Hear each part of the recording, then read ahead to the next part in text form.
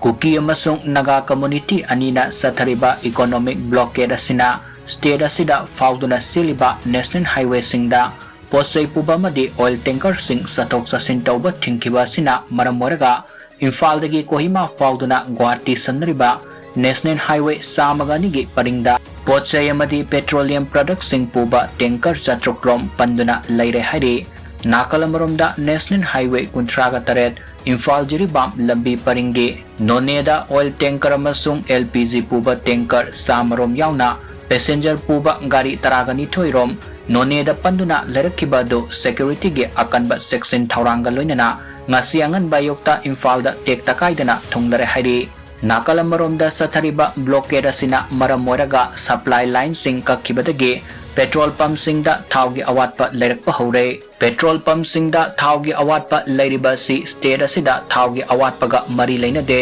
Imphal airport manang nang na leiriba Malom oil depot sida thau marangkai na leiri adubo outlet asida thau hanabagi oil tanker sing masing wat na leiba maramna petrol pump singda thau awatpa leibani haina official amana phongdorkli Haujik sathariba blockade asina maram moiraga oil tanker kaya highway singda panduna laikibana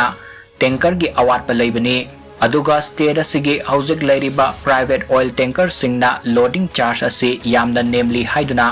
thau load tawbiyu yadana leiriba sinasu pump singda thau gi awatpa leiriba sigi achauba maram amani hairi